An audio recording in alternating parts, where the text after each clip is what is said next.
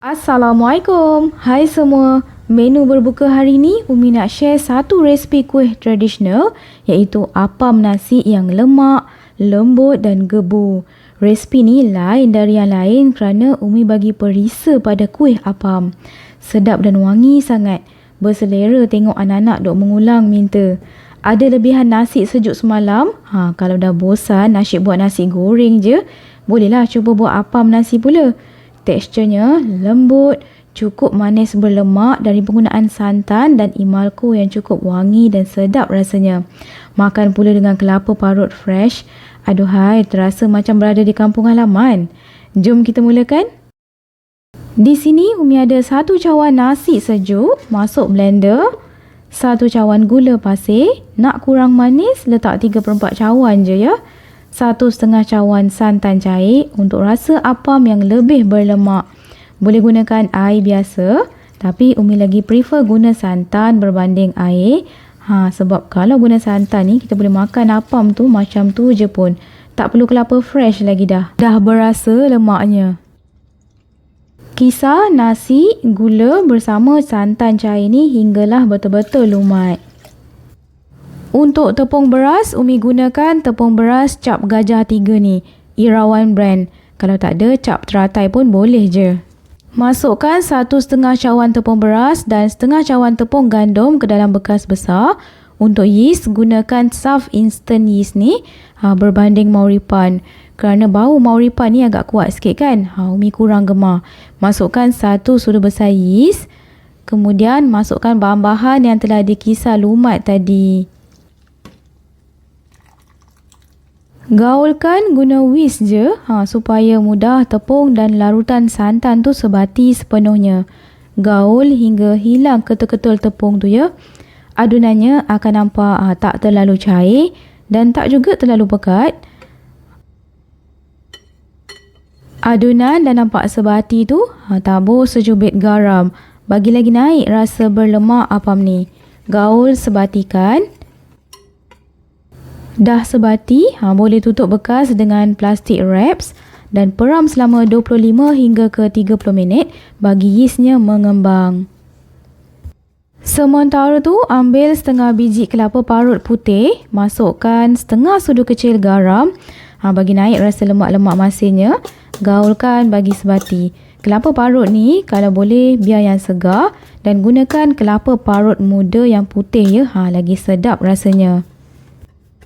Masukkan 2 helai daun pandan bagi naik aroma wangi. Kukuskan sekejap dalam 5 ke 7 minit supaya kelapa ni tak mudah basi dan tahan lebih lama. Setelah hampir 30 minit, Umi peram adunan apam ni. Jom kita tengok hasilnya. Dah nampak buih-buih kecil yeast dah mengembang elok tu kan? Gaulkan. Adunannya akan nampak lebih pekat sedikit dari yang sebelum ni. Kemudian, ni dia double action baking powder bagi lebih gebu, kembang, mekar hasil apam kita. Masukkan 1 sudu kecil sahaja ya. Gaul sebati. Umi gaulkan lama sikit bagi keluar rongga-rongga udara dalam adunan tepung supaya hasilnya nanti apam kita tak adalah berongga-rongga besar sangat. Biar halus je rongganya. Dah siap gaul bagi keluar bubble udara tu, Umi bahagikan adunan tepung ni kepada 2 bahagian yang sama banyak sebab nak letakkan perisa untuk setiap satunya.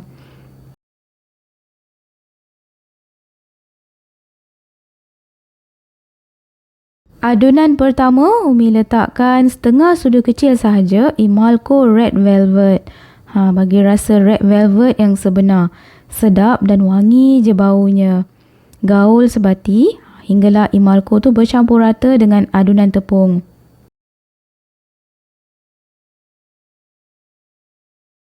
Adunan kedua pula, Umi letak imalko pandan kelapa ni. Pun sama, 1/2 sudu kecil sahaja. Ya Allah, memang wangi betul bau kelapa pandannya tu. Gaulkan bagi sebati.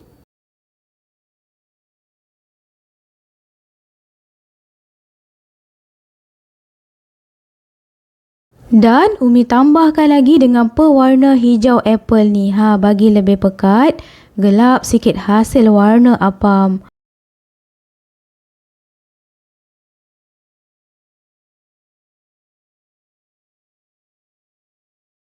Alihkan siap-siap dulu dalam jug bermuncung gini supaya mudah nak masukkan dalam mangkuk acuan waktu kita nak kukus kuih nanti. Air kukusan dah panas dan air uap tu campakkan daun pandan. Bagi lebih wangi bau kuih kita lepas dikukus. Bekas acuan jangan diulis minyak ya. Kukuskan sekejap bagi panas acuan ni selama 5 minit. Acuan dah panas dan pastikan api dapur tu dibuka paling besar dan air dah betul-betul mendidih. Barulah tuangkan adunan red velvet penuh mangkuk acuan tu. Jangan risau ya, adunannya tak akan melimpah keluar. Ia akan naik tinggi dan gebu mekar. Tutup periuk kukusan. Alas dengan kain ya untuk elak uap air jatuh di permukaan kuih. Kukuskan selama 15 minit. Gunakan api paling besar. Umi dah tersilap guna periuk kukus, sepatutnya guna yang lebih tinggi dan dalam bagi apamnya naik, kembang dan merekah. Tapi dah terkena sikit pada alas kain tuala tu. Jadi apamnya tak merekah dengan cantik. Tapi tak apalah. Yang penting hasilnya tetap naik menggebu dan lembut tekstur apam ni. Siap kukus apam red velvet, sambung pula kukus perisa pandan kelapa ni. Air kukusan tu kena cek ya. Kalau dah kurang, boleh tambahkan lagi dan biarkan air tu betul-betul mendidih. Barulah letakkan acuan yang telah dipanaskan selama 5 minit. Tuangkan adunan pandan, kukuslah selama 15 minit lagi. Apam nasi yang dah siap dikukus ni bagi sejuk dahulu atau suam-suam kuku, barulah dikeluarkan dari acuannya. Jangan dikeluarkan waktu panas-panas, nanti melekat di acuan, susah nak keluarkan apam. Cara keluarkan kuih, tekan acuan sambil pusingkan bagi bahagian tepinya tu merenggang, kemudian ditarik perlahan keluar. Cantik je kan hasil apamnya? Hiaslah dengan kelapa parut di bahagian atas apam dan sedia dinikmati. Sekian sahaja dalam tutorial kali ini. Jumpa anda di episod akan datang dengan pelbagai resipi menarik hanya di channel Umi Atia Atif Kitchen. Jangan lupa subscribe, like, share dan tekan bel untuk notification.